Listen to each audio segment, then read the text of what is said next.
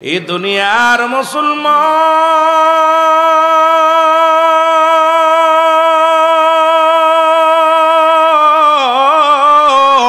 আদম নবী ডাকতে বলে, বাবা শীষ শোনো, ওরে তুমি যদি জানো আখিরি নবীর শান, আখিরি নবীর মান, আখিরি নবীর মর্যাদারে বাবা শীষ, তুমিও আমি বাবা আদমের মতো সদা সর্বদাই মুহাম্মদ নাম জপা। এ মুসলমান, তামাম পৃথিবীর মানুষ উম্মতি মুহাম্মাদি কিছু অপদার্থ গোলামেরা বুঝলো না, কিন্তু নবীগণ বুঝেছে। অন্য নাম্বিয়াগণ সেই নবীর তসবিহ জপেছে। সুবহানাল্লাহ বলেন না? আদম নবী থেকে শুরু করে মুসা আলাইহিস সালাম পর্যন্ত যত নবী আছে, যত পয়গম্বর আছে, প্রত্যেকেই রাহমাতুল লিল আলামিনের তসবিহ জপছে। সেটা মুহাম্মদ নামে, মুহাম্মদ নামে। আমার আল্লাহ নিজেই কয়, আমার হাবিবের প্রশংসা করে। পৃথিবীর মধ্যে কাউকে রুহুল্লাহ, কাউকে খলিলুল্লাহ, কিন্তু আমার নবীরে আমার আল্লাহ ডাকে কি মুসলমান শুনে নাও, হাবিবুল্লাহ। একমাত্র বন্ধু হিসেবে গ্রহণ করেছে আমার আল্লাহ রাব্বুল আলামিন আমার নবী রাহমাতুল লিল আলামিনকে। জোরে বলেন সুবহানাল্লাহ। এ মুসলমান, মনোনীত দোস্ত একজন হয়, 1 লাখ মতান্তরে 2,24,000 পয়গম্বর। দুনিয়ার মধ্যে অসংখ্য নবী আসলো, আল্লাহ রাব্বুল আলামিন কাউকে বন্ধু হাবিবুল্লাহ বলেন নাই। একমাত্র আমার নবী রাহমাতুল লিল আলামিনকে হাবিবুল্লাহ বলে ডাক দিছে, বন্ধু বলে ডাক দিছে, দোস্ত বলে ডাক দিছে। আর কোন নবীরে এইরকম হাবিবুল্লাহ বলে ডাক দেন নাই। কাউকে ডাক দিছে রুহুল্লাহ, কাউকে ডাক দিছে শফিউল্লাহ, কাউকে ডাক দিছে খলিলুল্লাহ, কিন্তু রাহমাতাল লিল আলামিনকে ডাক দিছে হাবিবুল্লাহ।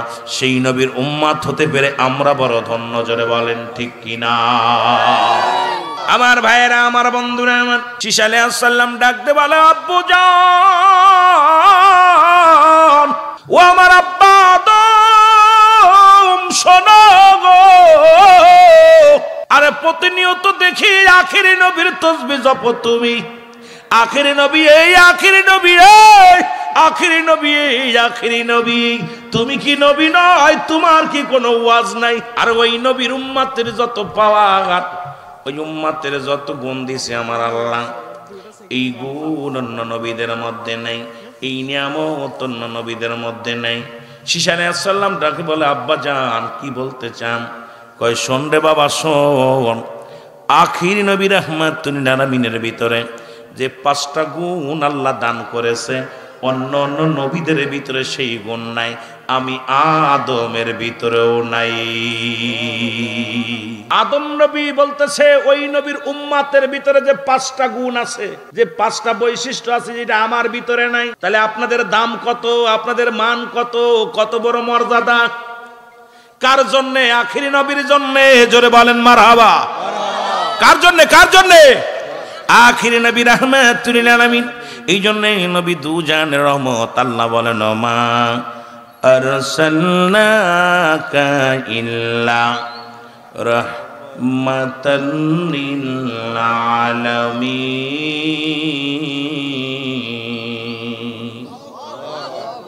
আল্লাহ হলো রব্বুল আলামিন, নবী হলো রাহমাতাল লিল, নবী হলো রাহমাতাল লিল আলামিন। আদম আলাইহিস সালাম বলা পর ঈসা আলাইহিস সালাম বলে, বাবা ওই নবীর ভিতরে যে 5টা গুণ আছে, ওই নবীর উম্মতের ভিতরে যে 5টা গুণ আছে, গুণটা একটু জানতে চাই আমি।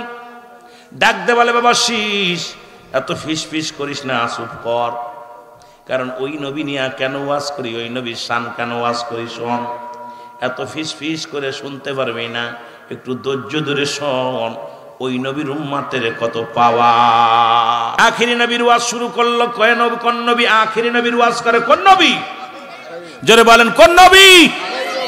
আদম আলাইহিস সালাম। আখিরি নবীর ওয়াজ করে কোন নবী? আদম আলাইহিস সালাম। শেষ নবীর ওয়াজ করে প্রথম নবী। কথা বলেননি?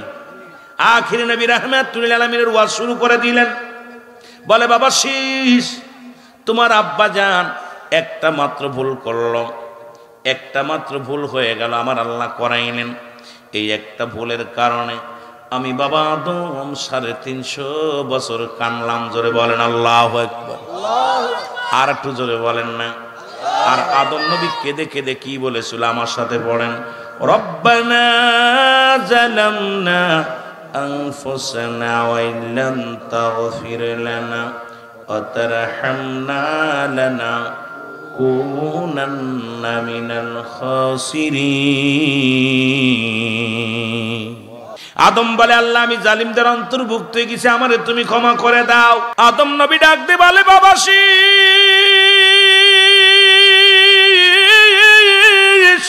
তোমার আব্বা একটা মাত্র ভুল করার কারণে 350 বছর ধরে কাঁদছে। আর আখির নবীর উম্মত যদি 1000 অন্যায় করে 1 সেকেন্ডও কান্দা লাগবে না। সুবহানাল্লাহ। আখির নবীর উম্মত যদি ভুল করে, কোন অন্যায় করে, ভুল করতে দেরি, মাফ করতে দেরি না। আমার আল্লাহ শুধু বলবে, আল্লাহ আমারে মাফ করে দাও, সঙ্গে সঙ্গে আদম আলাইহিস সালাম বলে, বাবা শীস, তোমার আব্বারে 350 বছর কান্দাইছে, আখির নবীর উম্মতের 1 মিনিটও কান্দাইবে না। শুধু ভুল স্বীকার করে বলবে, আল্লাহ ভুল হয়ে গেছে, আমার রব্বে কারীম মাফ করে দিবে। জোরে বলেন সুবহানাল্লাহ। কানতে কানতে চোখের পানি পড়ে পড়ে আদম আলাইহিস সালামের মুখের গোশতগুলো খসে খসে পড়েছে। আদম আলাইহিস সালাম এমন কান্না কেঁদেছে, আমার আপনার মতো নয়। আর আল্লামা কুতুবী রাহমাতুল্লাহ বয়ান করে, বান্দা যখন গুনার কথা মনে করে জান্নাতের বাগান ধরে যেখান থেকে গুনাহ করবে এইখান থেকেই যদি মাফ চায়, রব্বুল আলামিন বান্দার গুনাহ মাফ করে দেয়। জোরে বলেন সুবহানাল্লাহ। এত বড় নিয়ামত কোন নবীর উম্মত পায় নাই, কোন নবীর উম্মতকে আল্লাহ দেওয়া হয় নাই। একমাত্র আখির নবীর উম্মতের এই পাওয়ার দেওয়া হয়েছে, যেখান থেকে 1000 গুনাহ করবে 3.5 মিনিটও কান্দা লাগবে না, আমার আল্লাহ রাব্বুল আলামিন মাফ করে দিবে। বাবা শীস আলাইহিস সালাম ডাক দে বলে, বাবা বুঝলাম। আদম আলাইহিস সালাম বলে, বাবা শীস শোনো, ওই ভুলটা করা পর আমারে 350 বছর কাঁদছি, সারা পৃথিবী ঘুরাইছে। কোথায়? সারা পৃথিবী ঘুরাইছে। এরপরে মুসলমান শোনো, আর আপনি যত বড় অন্যায় করেন না কেন, যেখান থেকে যেখানে পাপ করবেন ওখান থেকেই মাফ চাবেন, আমার আল্লাহ রাব্বুল আলামিন মাফ করে দিবে। কিন্তু আদম আলাইহিস সালামের কানে ধরে গোটা পৃথিবী ঘোরাইছে। জোরে বলেন ঠিক কি না? একজন নবী হইয়া 350 বছর কাঁদছে, সারা পৃথিবী ঘুরে ঘুরে ক্ষমা চেয়েছে, আর বলছে, রব্বানা জালামনা আনফুসানা ওয়া ইল্লাম তাগফির লানা ওয়া তারহামনা লানাকুনান্না মিনাল খাসিরিন। এ দুনিয়ার মুসলমান শুনে নাও,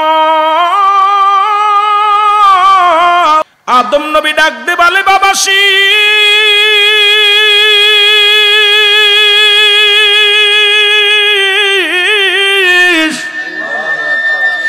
ওই নবী, আমি আদম একটা ভুলের কারণে রে আমাকে জান্নাত থেকে বিতাড়িত করে দিছে। আখির নবীর উম্মত 1000টা অন্যায় করলেও, 1000টা অন্যায় করলে, 1000টা ভুল করলেও কেউ ঘর থেকে বাইর করে দিবে না। আর আমি নবী হওয়ার পর, আমি নবী হওয়ার পর, আল্লাহর পয়গম্বর হওয়ার পর একটা ভুল করার কারণে আমারে জান্নাত থেকে বিতাড়িত করে দিছে। জোরে বলেন ঠিক কিনা? 1000টা ভুল যদি করে ফেলেন, কেউ আপনাকে ঘর থেকে বাইর করবে না। কিন্তু আদম আলাইহিস সালাম একটা মাত্র ভুলের কারণে আল্লাহ রাব্বুল আলামিন মানতে পারে না, সহ্য করতে পারে না। আদম আলাইহিস সালাম কি জান্নাত থেকে বিতাড়িত, জান্নাত থেকে তাড়ায়া দিয়েছে। জোরে বলেন ঠিক কি না? কত দাম ও নবীর উম্মত, তোদের কত দাম। আমার ভাইয়েরা, আমার বন্ধুরা, আমার গভীর মনোযোগ যে কথাগুলো বলতেছি, দিলের কান্ডা লাগা শোনো গো। বাবা শীস ডাক দে বলে, বাবা ঠিকই বলেছো। বলে, বাবা শীস রে, ওই নবীর 3য় নাম্বার গুণ, ওই নবীর উম্মতিরা 1000টাও যদি ভুল করে, 1000টাও যদি ভুল করে, বউ থেকে আলাদা করবে না। এরে আমি তোর মারে নিয়ে সুখে সংসারে ছিলাম, আমি তোর মারে নিয়ে জান্নাতের মধ্যে সুখে শান্তিতে ছিলাম। একটা ভুলের কারণে তোর মারে ফেলাইলো জিদ্দায়, আমাকে ফেলাইলো ইরাকে। একজনরে ফেলাইলো ইরাকে, আরেকজনরে ফেলাইলো জিদ্দায়। এই পৃথিবীর মধ্যে একটা ভুলের কারণে। আর আখির নবীর উম্মাত যদি 1000টা ভুল করে গো, বউ থেকে তাদের আলাদা করা যাবে না। আরে আমরা তো অন্যায়, যদি মুসলমান যদি কষ্ট লাগে গো, সারাদিন আপনি কষ্টের মধ্যে অফিস করেছেন, ব্যবসা করেছেন, বাড়ি এসে বিবির কাছে শুয়া শুয়া মনের দুঃখটা বলতে পারবেন, বিবিরে আজকে অফিসে কষ্ট করেছি, আজকে মাঠেই কষ্ট করেছি, বাজারেই কষ্ট করেছি। আদম নবীর পাশে বউটাও নাই, কার কাছে মনের দুঃখ বলবে? বউরে ফেলাইছে এক দেশে, স্বামীরে ফেলাইছে এক দেশে। আখিরে নবীর উম্মত হওয়ার কারণে আল্লাহ রাব্বুল আলামিন কত দাম আপনারে দিছে, জোরে বলেন না সুবহানাল্লাহ। আদম নবী সারাদিন কান্দে, আলাইহিস সালাম সারাদিন কান্দে, কেউ কারুর সাক্ষাৎ নাই, কেউ কারুর সঙ্গে সাক্ষাৎ নাই। ও মুসলমান শোনো গো, আদম আলাইহিস সালাম বলে, বাবা শীষ, কেন আমি ওই নবীর ওয়াজ করি শোন। ওই নবীর উম্মতের এত পাওয়ার, এত ক্ষমতা, আমি একটা ভুল করার পর তোমার মারে ফেলাইলো এক দেশে, আমারে ফেলাইলো এক দেশে। আর ওই নবীর উম্মতিরা 1000টা অপরাধ যদি করে গো, ভুল যদি করে, বউ থেকে স্বামীরে জুদা করবে না। জোরে জোরে চিল্লায়া বলা যাবে না মারহাবা। আমার মুসলমান বাবারা দিলের কান্ডা লাগা শোনা না। আদম আলাইহিস সালাম বলে, বাবা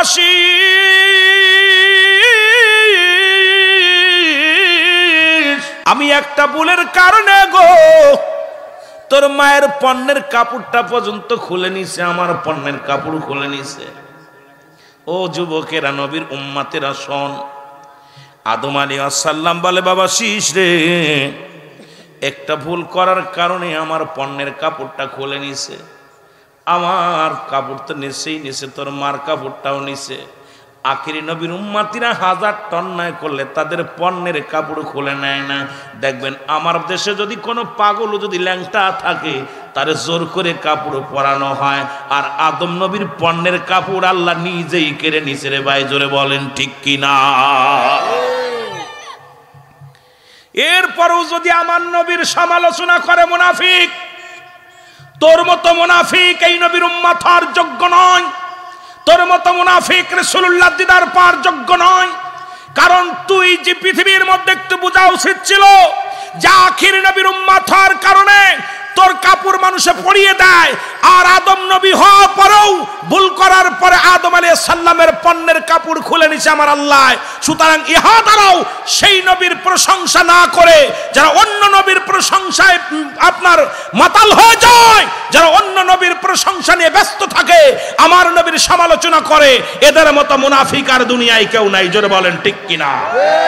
আর একটু জোরে বলেন ঠিক কিনা? আল্লাহ বলে, আমিনান নাস, মানুষের মধ্যে মায়াকুলু, তারা বলবে আমার না তোর ঈমান আনছে বিল্লাহি, আল্লাহর প্রতি, অবিলে অমিলা কিনা কিনাতের প্রতি বিশ্বাস স্থাপন করছে। ওমা হুম বিমুমিনিন, এই যে মুনাফিকদের আয়াত। নাস শব্দের অর্থ মানুষ। এই মানুষ না ঈমান, মানুষ যে চোর আছে, বাটপার আছে। আল্লাহ বলে আমিনান নাস, মানুষের মধ্যে মায়াকুলু, তারা বলবে আমার না তোর ঈমান আনছে। চোর আছে, ঈমান চোর। দাড়ি টুপি জুব্বা পাগড়ি লাগায়া মঞ্চের মধ্যে বসে নবীর সাহাবীদের বিরুদ্ধে কথা বলে, রাসূলুল্লাহর বিরুদ্ধে কথা বলে, নবীর উপরে কষ্ট দেয়, নবীর বিবিদেরকে নিয়ে কটূক্ত করে, নবীর আহলে বায়াতরে নিয়ে যারা কটূক্ত করে, বুঝতে আর বাকি নাই এরা হলো আবু জেহেলের বংশধর। জোরে বলেন ঠিক কিনা? যেমন আবু জেহেল বুঝতে পারে না আমার চাচা ভাতিজা চিন্তা করে মুহাম্মদ, আব্দুল্লাহর বেটা মুহাম্মদ, সে কেমনে নবী হয়? সে তো নবী হয় না, তার বাপ নাই, তার মা নাই, এতিম মানুষ কেমনে নবী হয়? ওই আবু জেহেলের খালাতো ভাই যারা, তারা এই দুনিয়ার মধ্যে রাসূলকে নিয়ে কটূক্ত করে। জোরে বলেন ঠিক কিনা? এ মুসলমান, গভীর মনোযোগ। এই জন্য আখিরি নবীর এত দাম, আখিরি নবীর এত শান, আখিরি নবীর এত মর্যাদা। বিনা চাওয়ায়, বিনা দরখাস্তই এই আখিরি নবীর উম্মত হতে পেরে আমরা বড় ধন্য, আমরা বড় পুণ্য। এই জন্য আল্লাহর দরবারে অসংখ্যবার শুকরিয়া আদায় করি। জোরে জোরে বলেন আলহামদুলিল্লাহ। আদম আলাইহিস সালামের ছেলে শীশ আলাইহিস সালাম ডাকতে বলে, বাবা আদম, তুমি তোমার রব্বে কারীমের কাছে বলো আমি নবী হতে চাই না, আমার যেন ওই নবীর উম্মত হিসেবে আল্লাহ কবুল করে। জোরে বলেন সুবহানাল্লাহ। শীশ আলাইহিস সালাম ডাকতে বলতেছে, বাবা আদম, আপনার কাছে আমি দাবি করি আমি নবী হতে চাই না। যে নবীর উম্মতের এত দাম, আমি নবী হয়ে হবে কি? এই নবীর উম্মতের যদি এত দাম হয়, এই নবীর উম্মতের যদি এত মর্যাদা হয়, তাহলে এই দুনিয়ার মধ্যে আমি আপনার কাছে একটা দাবি করব, আপনি রব্বে কারীমের কাছে দোয়া করেন আমার আল্লাহ যেন এই নবীর উম্মত হিসেবে আমারে কবুল করেন। আমি নবী হতে চাই না, নবীর উম্মত হয়ে দুনিয়া আসতে চাই। জোরে বলেন সুবহানাল্লাহ। এ মুসলমান শুনে নাও, গভীর মনোযোগ।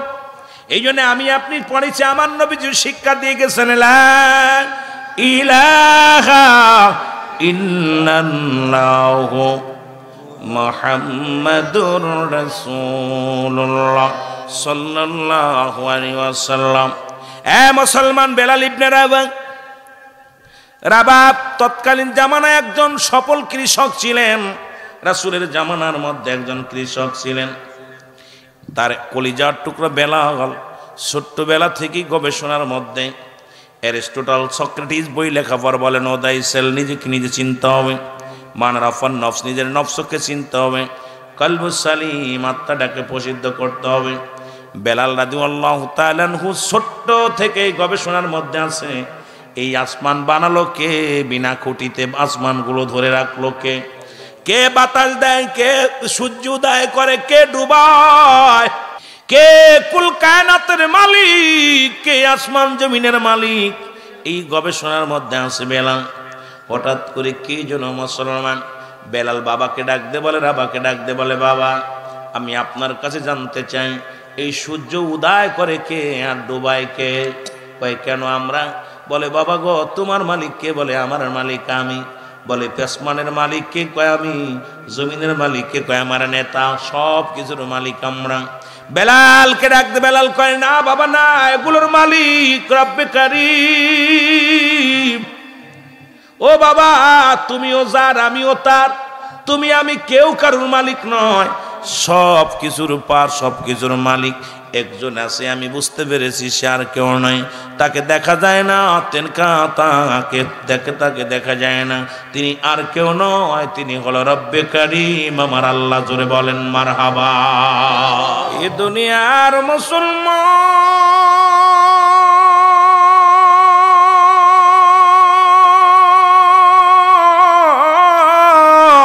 বেলালের বাবারা বেলালকে বাজারে বিক্রি করে দিছে গো। কিনলেন কি রে মাইয়া বেলালকে নিয়ে গেলেন। যখন রে মুসলমান শোনো, বাড়িতে নিয়ে বেলালকে ডাকতে বলে, বেলাল আজ থেকে আমি তোমার মালিক, আমি তোমার মহাজন। আজ থেকে তোমাকে আমি একটা হুকুম দিলাম, এই যে আমার এই বকরিগুলো চড়াইবা জঙ্গলের মধ্যে, এর তোমাকে আমি কড়াই করেছি, তোমাকে আমি কিনে আনছি বেলাল রে, আমি তোমার মালিক। বেলাল বকরি নিয়ে যায়, বয়া বয়া গবেষণা করে মাঠের মধ্যে রে মুসলমান, মরু প্রান্তরে বইয়া বয়া চিন্তা করে রব্বে কারীম, এই জমিনটা বানাইলো কে? এই জমিনের মালিক কে? সূর্য উদয় করে কে? ডুবায় কে? আল্লাহ। এই চিন্তার মধ্যে বেলাল গবেষণার মধ্যে আছে। কি জন্য ডাকতে বলে, বেলাল এই সব কিছুর মূলে হলো আমার আল্লাহ রব্বুল আলামিন।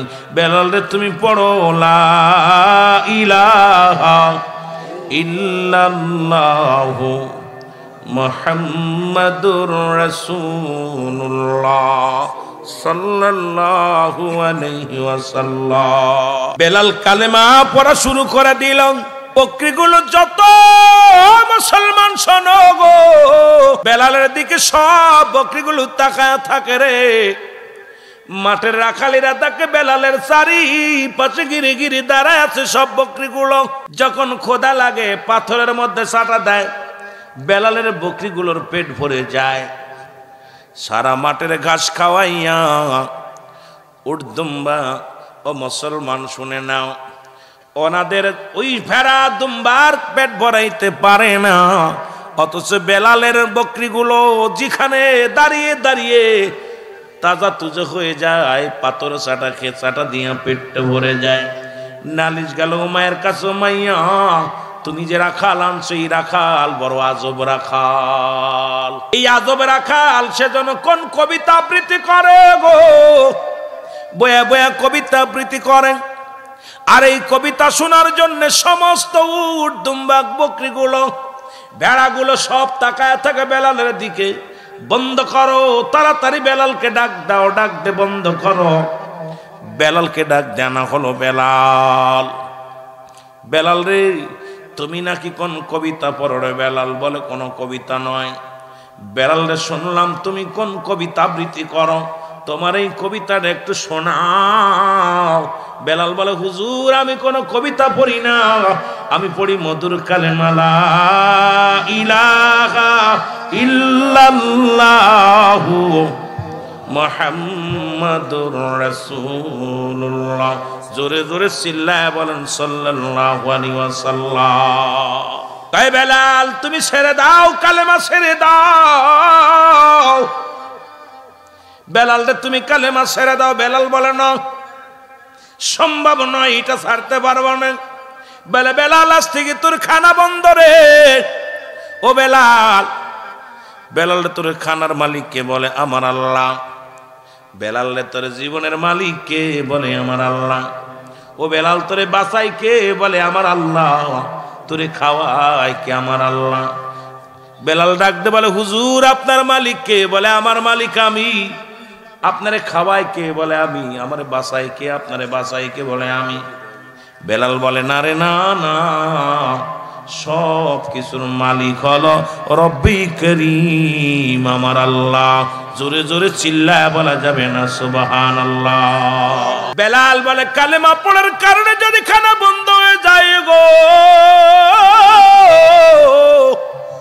প্রয়োজন নাই, প্রয়োজন নাই, খানা খাবো না, তবু মধুর কালেমা ছাড়ব না।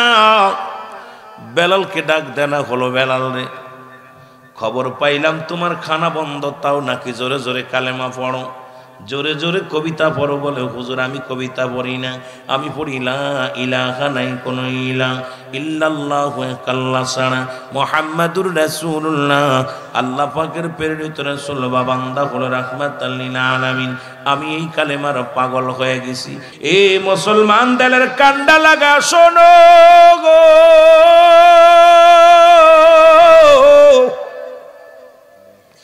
বেলাল ডাকতে বলে না না, আমি খানা ছেড়ে দিয়েছি, কালেমা ছাড়বো না। বেলালের পিঠের মধ্যে চাবুকের বাড়ি শুরু হয়ে গেল। বেলাল কমায়া হুকুম দিলা, গোলামেরা শোনো গো, যতক্ষণ পর্যন্ত বেলালের জবান থেকে কালেমা দূর না হবে গো, বেলালের মারা বন্ধ করো না। বেলালকে এক একটা চাবুকের বাড়ি মারে রে, গায়ের গোস্ত গুলো উঠে যায়, চামড়া গুলো উঠে যায়। বেলাল ডাক দে বলে রব্বি কারীম, কালেমা পড়ার অপরাধে যদি জীবন চলে যায় কোনো দুঃখ নাই, তনু যেন আমার জবান থেকে আল্লাহ এই কালেমাটা যেন বন্ধ না করি। জোরে জোরে চিল্লায় বলা যাবে না সুবহানাল্লাহ, আর একটু জোরে জোরে চিল্লায় বলা যাবে না আল্লাহু আকবার। ডাকতে বলে রব্বে কারীম, জীবনে আপনাকে দেখি নাই, আপনার হাবিবকে দেখি নাই গো, আমি বেলাল না দেখে পাগল হয়ে গেছি। আল্লাহ এই জবান থেকে যেন কালেমা বন্ধ না হয়ে যায়, এই জবান দিয়া যেন আল্লাহ যদি মৃত্যু হয়ে যায় তবুও যেন কালেমাটা বন্ধ না হয়। জোরে জোরে চিল্লায় বলা যাবে না মারহাবা, জোরে জোরে চিল্লায় বলা যাবে না আল্লাহু আকবার। দুনিয়ার মুসলমান শোনে নাও, বেলালকে চাবুক দিয়া পিটাইতে লাগলো গো। সোনার বেলাল জমিনের মধ্যে পড়ে আছে, আহাদাত শব্দ করে। এত আঘাত বেলালকে মারলো। বেলাল একবারও কালেমা বলে না। ডাকতে বলে, উমাইয়া রে, মারতে মারতে যদি দুনিয়া থেকে বিদায় করে দাও, তবু আমি বেলালের জবান থেকে কালেমা বার করা সম্ভব হবে না। কারণ আমার জীবন যতক্ষণ পর্যন্ত দেহের মধ্যে আছে, এই জবানের মধ্যে কালেমা চলবে। জোরে বলেন মারহাবা। ও মায়া হুকুম দিলেন, তেজি গুড়ার পিছে বেলালকে বাধা হলো। পুরো মরু প্রান্তরে বেলালকে টানা হলো গো। বেলালকে বাদিয়া যখন এই জঙ্গ মুসলমান পানি মরু প্রান্তরে টানা হয় গো, বেলালের গা দিয়ে রক্ত ঝরে রে। বেলাল চোখের পানি ছেড়ে কান্দে, আহাত বলে কান্দে রে বেলাল। আমার ভাইরা, আমার বন্ধুরা, আমার গভীর মনোযোগ। বেলাল কান্দার ডাক দে বলে, কালেমার মালাটা পড়ছি আমি, যত পার যন্ত্রণা দাও গো তুমি, বলো যত পার যন্ত্রণা দাও। আরো জোরে বলেন, কালেমার মালাটা পড়ছি আমি, যত পার যন্ত্রণা দাও গো তুমি, বলো যত পার। এই মানি না হার যে মানি না, মানি না হার যে মানি না, হায়াত মৌতের মালিক তুমি, কালেমার মালাটা পড়ছি আমি, যত পার যন্ত্রণা দাও গো তুমি, বলো যত পার যন্ত্রণা। এ রহিম,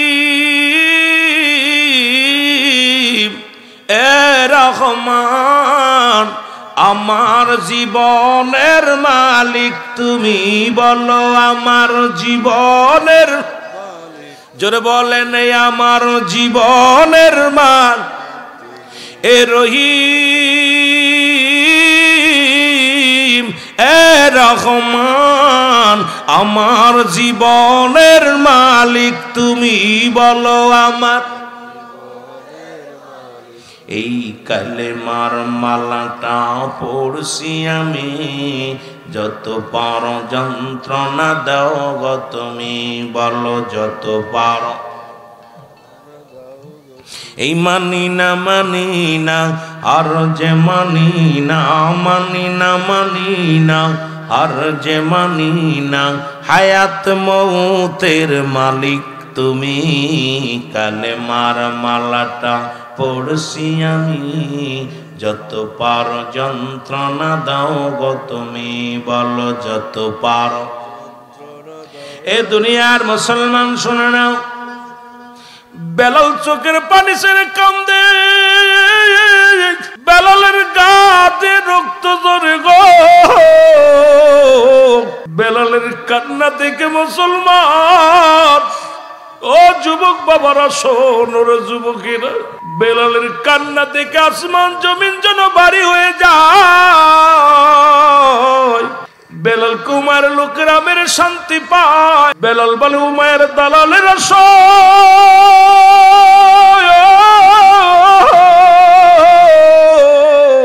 আমি বেলালকে মারতে মারতে যদি দুনিয়া থেকে বিদায় করে দাও, আমার জবান থেকে মধুর কালিমা বাইর করে জীবনেও সম্ভব হবে না। জোরে জোরে বলো আল্লাহু আকবার। ও মায়া ঘোষণা করে দিল, কোথায় রে, কে কোথায় আছি রায়? বেলালের রাতে পায়ে রশি দিয়ে বান্ধা হলো। বেলালের রশি দিয়ে বাঁধিয়া বড় প্রান্তরে ফেলে রাখা হলো। বেলালের জিহ্বার মধ্যে প্যারাক লাগাইয়া বেলালের হাত পায়ে রশি দিয়া বেঁধে জঙ্গ মুসলমান পানির মধ্যে মরু প্রান্তরে ফেলে বেলালের বুকের উপরে একখানা পাথর দিয়ে রাখা হলো। বেলাল পাথরখানা চাপা লইয়া জমিনের মধ্যে পড়ে কান্দে, আহাত বলে চিৎকার মারে। আমার যুবক বাবারা, এই রকম যদি ঈমান আনা লাগতো, বেলালের মতো যদি ঈমান আনা লাগতো, আমার মন বলে এই মহল্লার মধ্যে এই জেলার মধ্যে 2-4টা লোক পা বড় দুরস্কার হয়ে যেত রে মুসলমান। এত যন্ত্রণা এত লাঞ্ছনার পরেও বেলালের জবান থেকে কালেমা সরাতে পারে নাই। জোরে জোরে চিল্লায় বলা যাবে না আল্লাহু আকবার। আমার ভাইয়েরা আমার বন্ধুরা, বেলালের কে হুকুম দেয়া হলো যতক্ষণ পর্যন্ত বেলালের মৃত্যুবরণ না হয়, বেলাল যতক্ষণ পর্যন্ত মারা না যায়, বুকের উপরে পাথরখানা সরানো হবে না।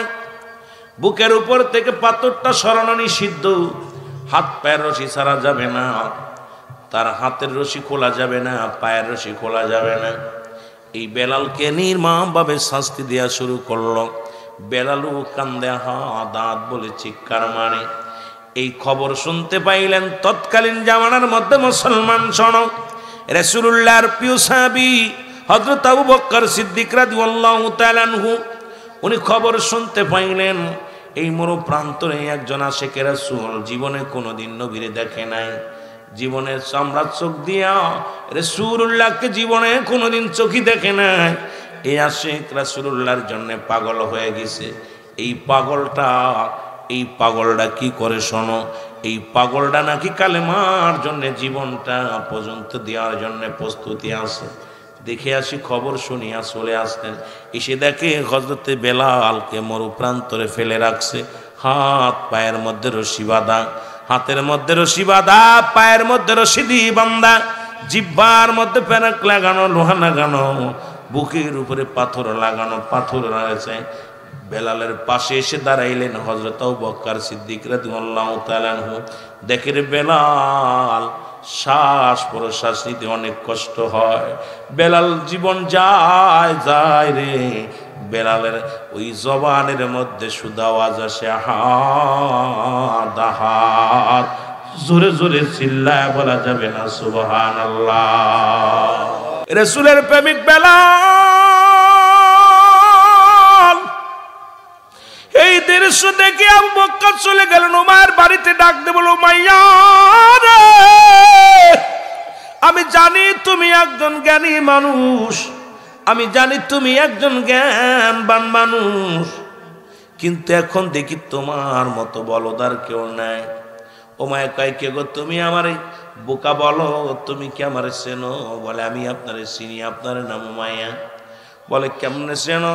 কয়, দেখে আসলাম বেলালের বুকের উপরে পাথর চাপা দিয়া রয়েছে, বেলালের হাতে পায়ে রশি দিয়ে বাঁধা রয়েছে। কয়, বেলাল আমার কথা শোনে নাই। বেলাল কোথা থেকে কবিতা মুখস্থ করেছে, কালেমা পড়েছে। যতক্ষণ পর্যন্ত এটা না ছাড়বে বেলালের শাস্তি মকুব হবে না।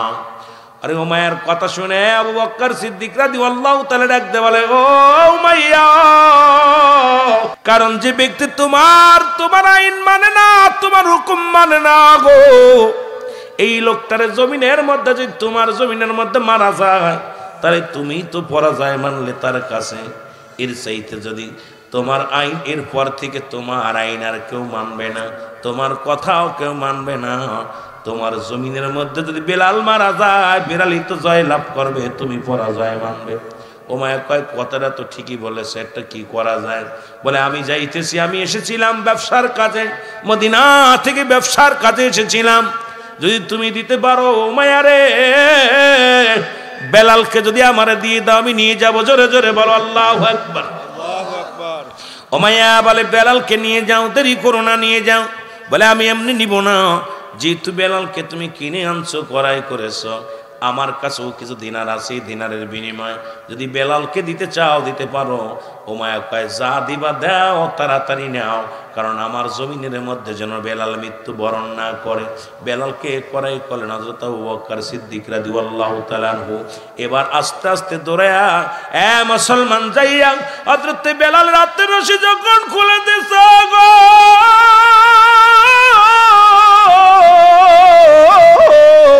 ওই সোনার বেলালের বুকের উপর থেকে পাথরটা যখন সরা দিয়েছে,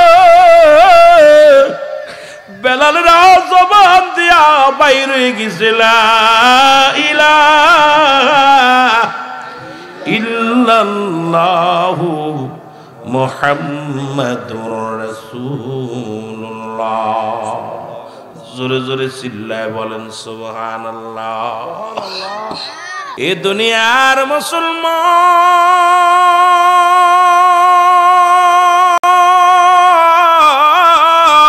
হযরত আবু বকর সিদ্দিক রাদিয়াল্লাহু তাআলা আনহু গো বেলাল রাতে পায়ের রশিটার খুলিয়া বুকের মধ্যে টান দিয়া নিছে গো। ডানতে বলে বেলাল রে বেলাল আয়, তুই যার জন্য পাগল রে বেলাল, তুই যার জন্য পাগল আমি নিয়ে যাব সেই রহমতের নবী রাহমাতাল লিল আলামিনের কদমের মধ্যে। বেলাল বলে কে গো তুমি? বলে আমি রাসূলের সাহাবী হযরত আবু বকর সিদ্দিক। আরে আমি নবীর কত দেখলাম, প্রাণ ভরে দেখলাম। হযরত বেলাল বলে আবু বকর রে আমি নবীরে দেখি নাই রে, আমি মাওলা দেখি নাই, আবার নবীরে দেখি নাই। আমি না দেখিয়া আমি বেলাল পাগল হয়ে গেছি রে আবু বকর, ওই নবীর কদমে লয়া চলো আমারে। হযরত আবু বকর সিদ্দিক রাদিয়াল্লাহু তাআলা রাসূলুল্লাহর কদমে নিয়ে আসলেন।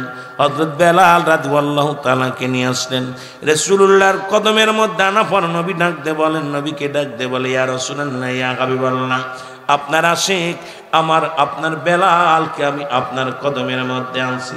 নবী গো কালেমা পড়ার কারণে, নবী গো